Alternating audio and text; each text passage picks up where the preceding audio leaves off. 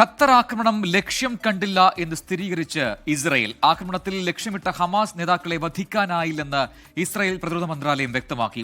ഇസ്രയേലിന്റെ പേരെടുത്ത് പറയാതെ ദോഹ ആക്രമണത്തെ അപലപിച്ച് UN സെക്യൂരിറ്റി കൗൺസിൽ പ്രമേയം പാസാക്കി. അതിനിടെ അമേരിക്കൻ പ്രസിഡന്റ് ഡൊണാൾഡ് ട്രംപിനെ പുകഴ്ത്തി ഇസ്രയേൽ പ്രധാനമന്ത്രി രംഗത്തെത്തി.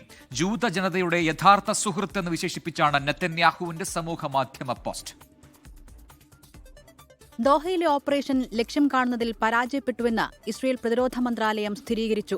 ബോംബ് വീഴുന്നതിന് മുൻപായി ഹമാസ് നേതാക്കൾ കെട്ടിടത്തിന്റെ മറ്റൊരു ഭാഗത്തേക്ക് നീങ്ങിയിരിക്കാൻ സാധ്യതയെന്നാണ് നിഗമനം. സ്ഫോടനത്തിനുപയോഗിച്ച ബോംബുകൾ കുറഞ്ഞുപോയോ എന്ന് അന്വേഷിക്കാനും നിർദ്ദേശം നൽകിയിട്ടുണ്ട്.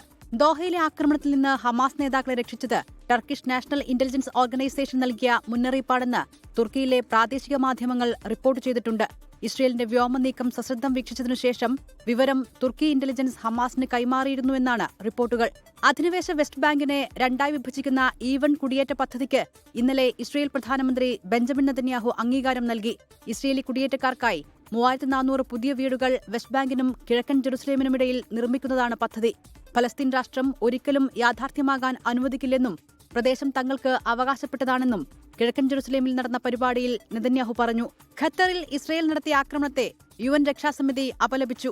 അമേരിക്കയടക്കം 15 അംഗങ്ങളും പിന്തുണച്ച പ്രമേയത്തിൽ ഇസ്രയേലിന്റെ പേരെടുത്തു പറഞ്ഞിട്ടില്ല. ആക്രമണം ചർച്ച ചെയ്യാൻ മറ്റന്നാൾ ദോഹയിൽ അറബ് ഉച്ചകോടി നടക്കും. International desk 24.